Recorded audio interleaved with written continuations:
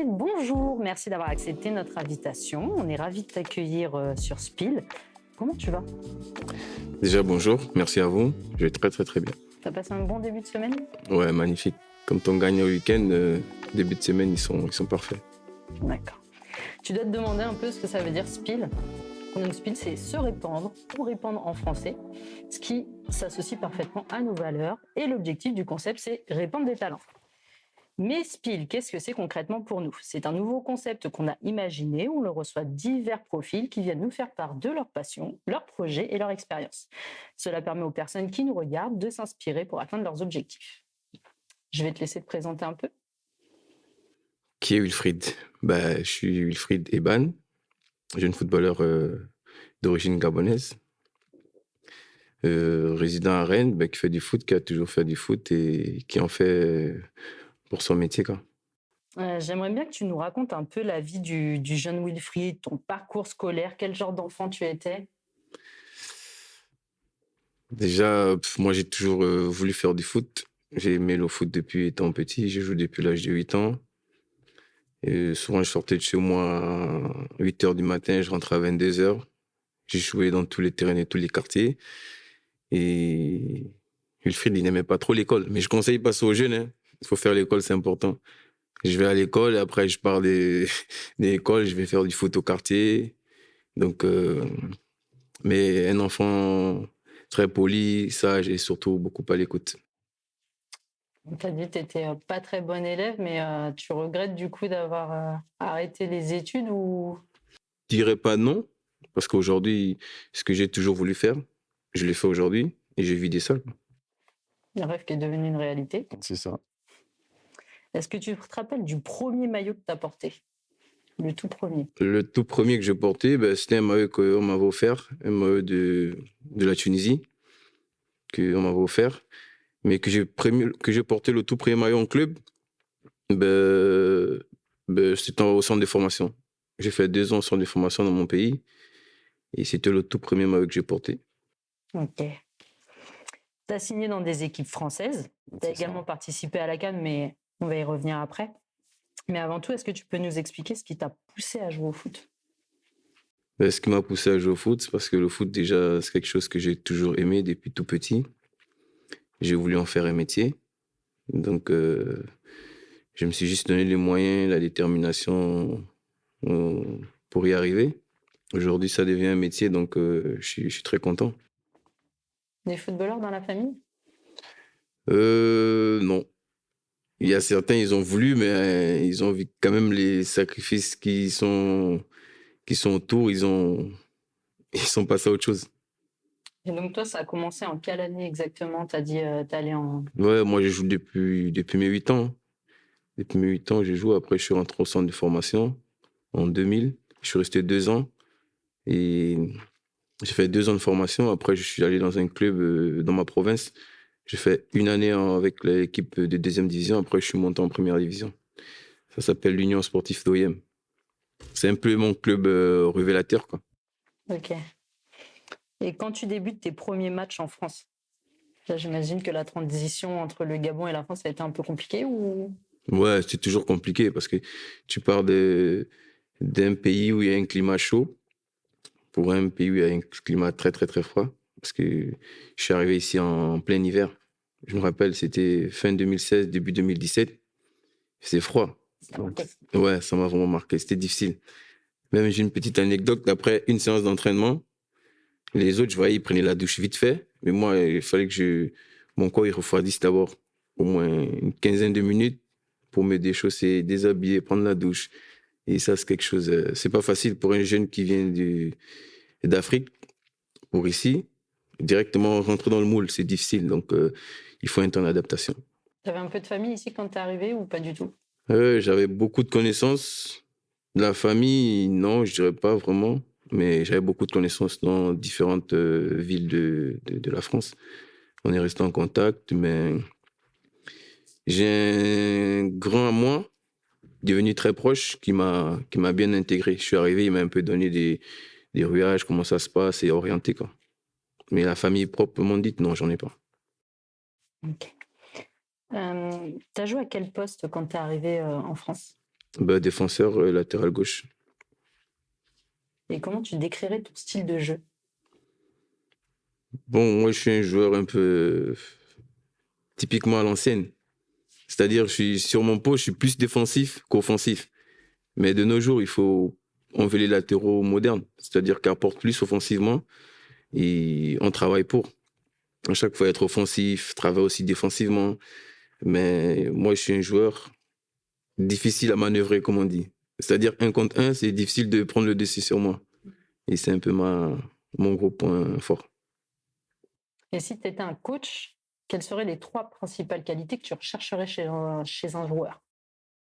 Mais déjà, avoir une bonne technique, une bonne lecture de jeu et aussi savoir défendre. C'est important parce que même si tu es un joueur assez technique, très bon offensivement, il faut aussi avoir la faculté de pouvoir défendre, c'est-à-dire aider les coéquipiers.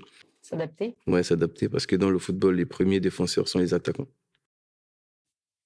Est-ce que le foot, ça a une place importante dans ton pays d'origine? Pour moi, oui, une énorme place importante.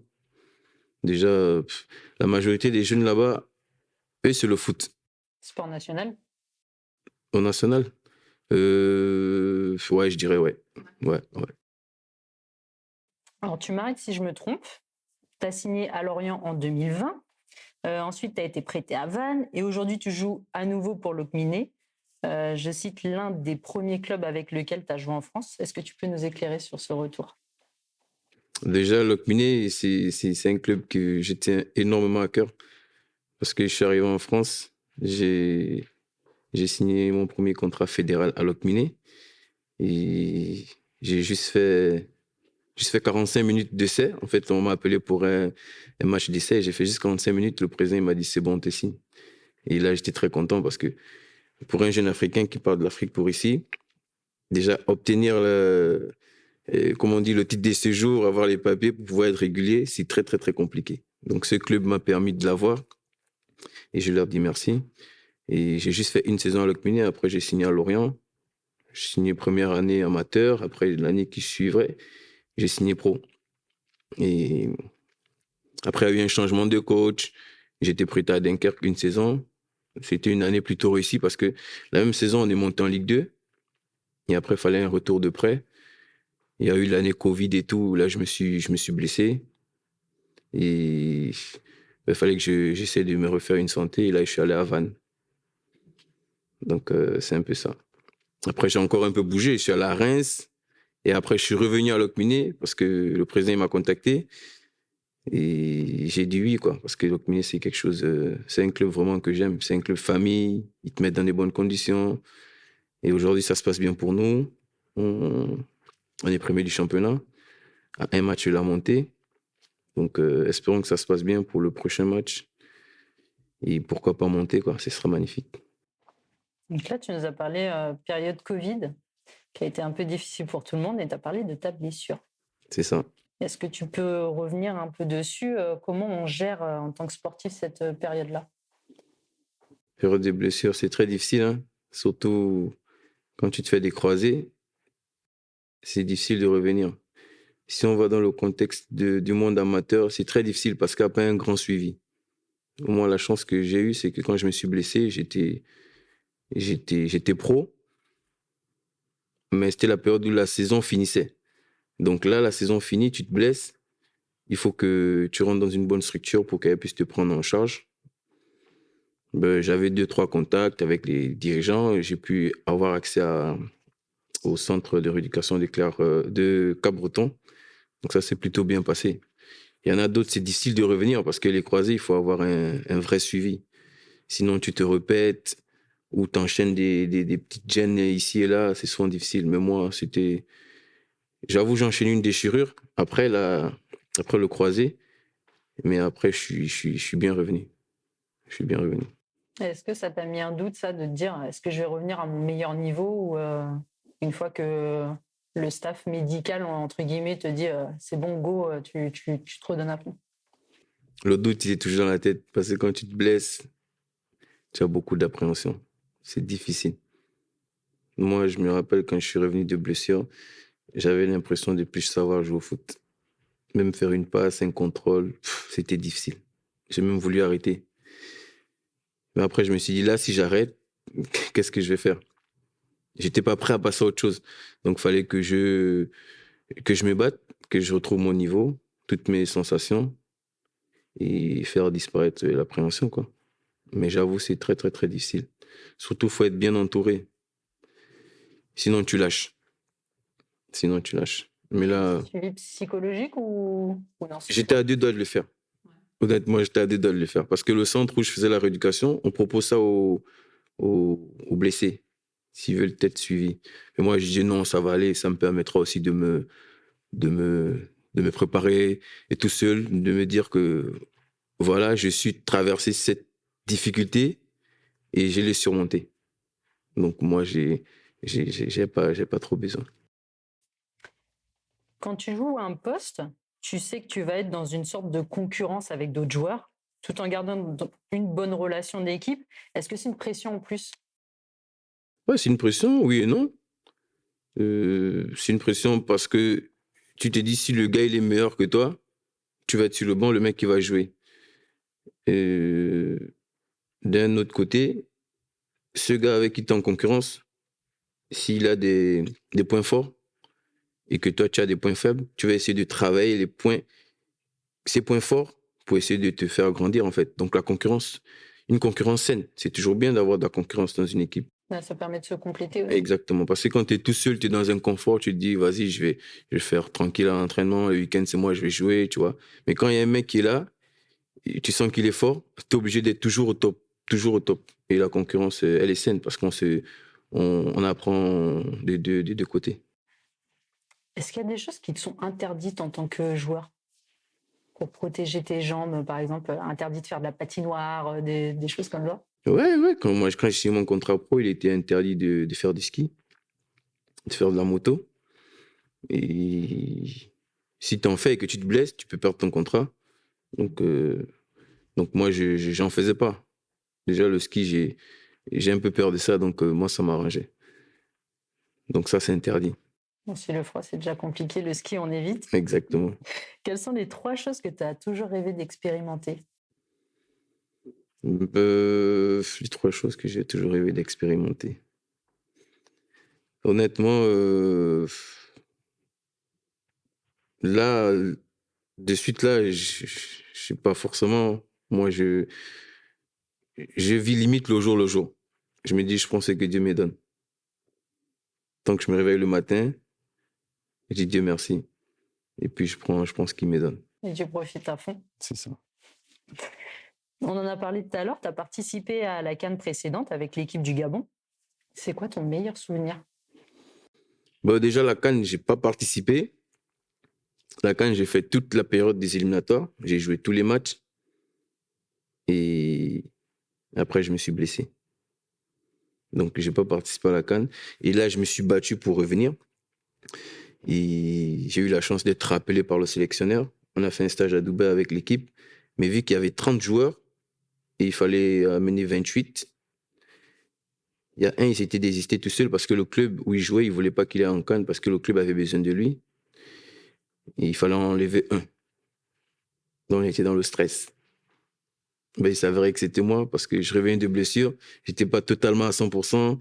La CAN, c'est les duels, c'est le combat. Donc, le coach, il voulait pas prendre des risques de m'amener. Donc, il m'a appelé et avec le staff, on a eu une réunion. Il m'a dit, bon, écoute, on voit que tu te bats bien pour revenir, mais là, on te sent pas à 100%. Le Wilfried qu'on connaît, là, on te voit à 70%. Et nous, là où on va, là, on veut vraiment des mecs qui vont à 100%. Donc, c'était difficile et j'étais retiré. J'étais très, très, très triste. Mais après, je suis sorti du stage, je suis rentré en France. Donc, j'ai fait toute la période des éliminatoires, mais la CAN, je ne l'ai pas fait. Donc, je l'ai vécu, j'ai regardé à la télé comme toi. Non, pas trop de regrets quand même. Si, il y a toujours des regrets. Il y a toujours des regrets. Ça, c'est quelque chose que je peux pas oublier si facilement parce que on joue, c'est pour ça. C'est pour faire des gros matchs, jouer ce genre de compétitions, avoir des souvenirs. Et si tu ne la fais pas, en te disant que tu as fait tous les matchs titulaires, tu as joué tous les matchs, Donc, tu fais partie de ce groupe, tu as qualifié ton pays pour la CAN, mais ne pas la faire, c'est un regret. Un goût d'inachevé. Et c'est ça, mais tout ce que Dieu fait, bon. Quel est l'objectif principal que tu t'es fixé pour la saison à venir? L'objectif. En gros, collectivement, l'objectif, c'était de se maintenir, de maintenir l'équipe. Mais moi et mes coéquipiers, on s'était fixé, vu on a un très bon groupe, on s'est fixé d'aller chercher la montée. Ça, les dirigeants ne le savaient pas. Et l'objectif, il est presque atteint. Déjà, cet objectif, monter, de retrouver la sélection. Il y a des matchs en juin, et notamment face à la Côte d'Ivoire. On allait en Côte d'Ivoire, le retour au Gabon. Donc, être appelé en sélection, pour moi, ce sera atteindre un objectif. Et monter, c'est aussi un objectif pour moi qui est très, très, très important. Ouais, pourquoi pas, hein, on croise les doigts. Si tu devais recommencer quelque chose, ça serait quoi? Si je devais recommencer quelque chose. Déjà arrivé en France plus jeune. C'est-à-dire si je serais arrivé en France à l'âge de 14-15 ans, je pense que ça devait être magnifique. T'aurais fait des choses différemment? Ouais, différemment, et je devais avoir un meilleur suivi. Je dis pas que chez moi c'est moins en termes de suivi, c'est bien, mais il y a trop de choses qui peuvent te disperser. Ici, quand tu es focus sur ce que tu veux faire, je pense que tout est réuni pour y arriver. C'est pas les mêmes avantages. Donc c'est juste ça. Il y aurait des choses à améliorer du coup de ce côté-là? Ouais. Ouais. Ben, ce serait de bien faire les choses. Ce serait de bien faire les choses et d'être toujours constant dans ce que tu veux faire. La notification que tu rêverais d'avoir un matin en te levant? La notification. Ouais, sur ton téléphone. Tu te lèves, tu regardes ton téléphone, la notification que tu rêverais d'avoir. Un message WhatsApp d'un agent qui me propose un contrat dans un club en Angleterre ou en Espagne. Ce serait parfait. Quels sont les conseils que tu donnerais aux jeunes qui aimeraient devenir footballeurs? T'as les conseils. Déjà, c'est de savoir si vraiment ils veulent être footballeurs. Si oui, et de savoir qu'il y a beaucoup de sacrifices et d'énormes choses à faire. Faut pas être dispersé, faut faire la chose à 100% et de ne pas avoir de regrets. C'est quoi pour toi l'aboutissement de ta carrière? Ton objectif final, ça serait quoi? De remporter une CAN avec mon pays et de rebondir totalement, de re-signer dans un club qui joue en élite. En gros, moi, c'est ça, hein, faire des bonnes choses avec mon pays, retrouver un très grand club, quoi. Quels sont tes autres centres d'intérêt? De ma famille. Ma famille. Très important. Ouais, très important. C'est un repère très, très, très important.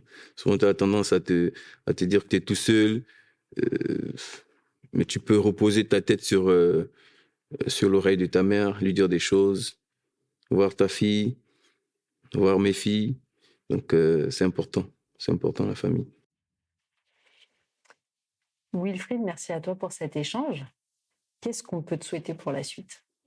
Mais déjà, merci à vous. La bonne vibe.